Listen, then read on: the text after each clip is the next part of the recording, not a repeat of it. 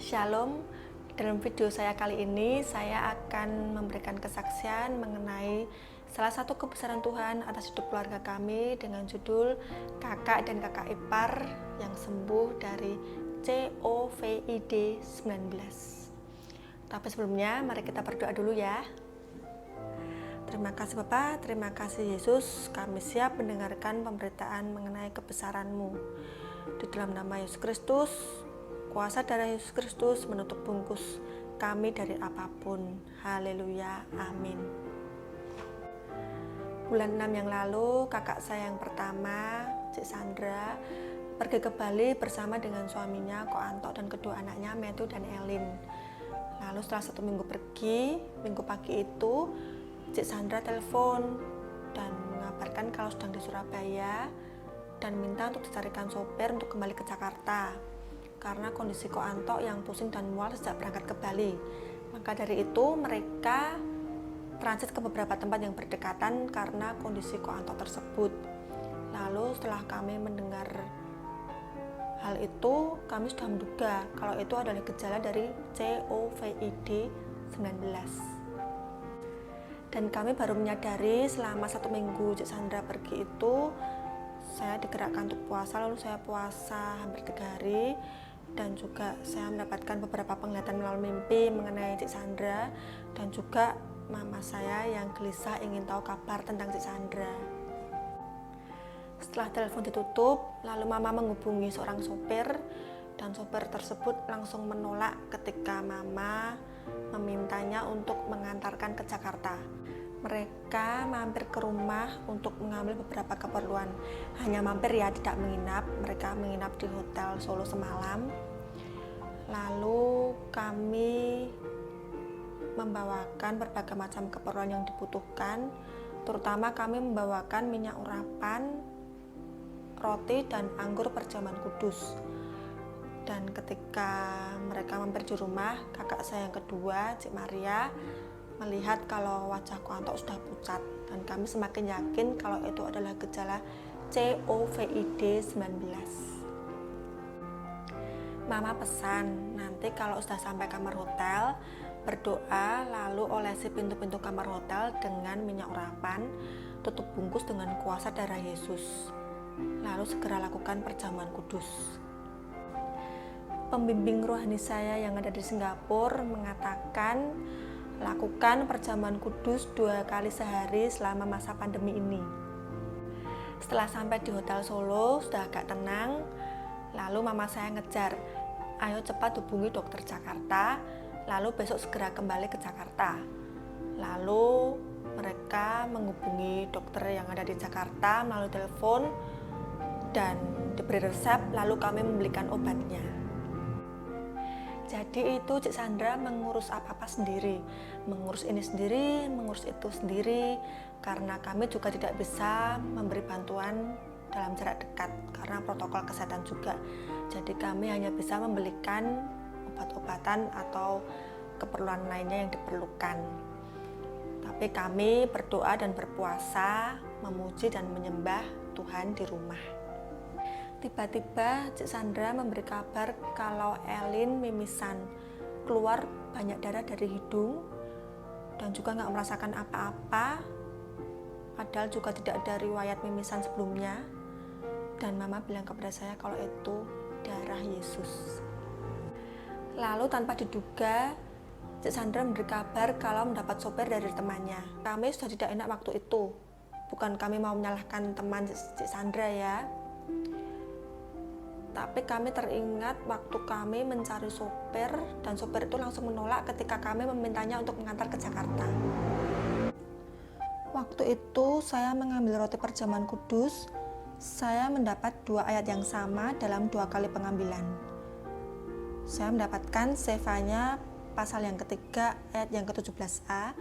Demikianlah firman Tuhan, Tuhan Bapamu ada di antaramu sebagai pahlawan yang memberi kemenangan. Nah, inilah jaminan dari Tuhan waktu itu. Tuhan memberi kemenangan dan kesembuhan.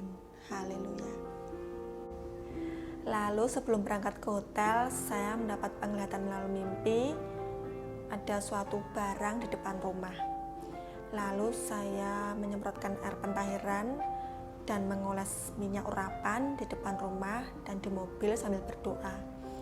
Kami juga melakukan hal yang sama pada mobil Cik Sandra. Kami menyemprotkan air pentairan dan mengolesinya dengan minyak urapan sambil berdoa. Ini supranaturalnya Tuhan ya. Dan waktu itu Cik Sandra meminta kami untuk pulang saja karena si sopir masih tes Genose. Tapi kami ingin nunggu sampai mereka benar-benar kembali ke Jakarta. Dan Cik Maria juga ingin tahu bagaimana sopirnya. Dan ternyata firasat kami itu benar. Dan kami juga sudah mendapat penglihatan melalui mimpi. Dan hasil tes Genose-nya si sopir positif COVID-19. Sekali lagi kami bukan bermaksud untuk menyalahkan teman Cik Sandra, karena dia pun juga pasti tidak tahu kalau si sopir itu terpapar COVID-19. Lalu akhirnya tidak jadi pakai sopir, dan kami memberi dukungan kepada Cik Sandra. Ayo, kamu pasti bisa menyetir sampai Jakarta. Tuhan menyertaimu, Tuhan melindungimu. Kami juga mendukung lewat doa dan puasa dan pujian penyembahan kepada Tuhan dari rumah. Dan kemudian awalnya yang menyetir adalah Ko Anto sampai Kendal, dan karena sudah tidak kuat digantikan oleh Cik Sandra sampai ke Jakarta. Dan sampai Jakarta, Ko Anto langsung tes PCR dan hasilnya adalah positif. Lalu periksa ke dokter, diberi obat, isolasi mandiri, beda kamar. Ko Anto di kamar sendiri, Cik Sandra di kamar sendiri bersama dengan kedua anaknya. Lalu Mama menghubungi pembimbing rohani kami yang ada di Solo. Beliau ikut mendoakan meskipun ternyata beliau juga sedang sakit waktu itu, tapi bukan COVID-19.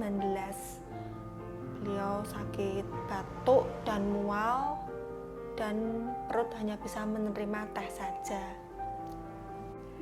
Dan saya menghubungi pembimbing rohani kami yang ada di Singapura, dan beliau mengarahkan supaya Ko Anto dan Cik Sandra memperkatakan dengan nyaring ayat-ayat berikut ini, yaitu Yesaya 53 ayat 5, 1 Petrus 2 ayat 24, Mazmur 107 ayat 20, dan Mazmur 118 ayat 17. Kita akan membaca salah satunya saja ya, dalam Mazmur 118 ayat yang ke-17.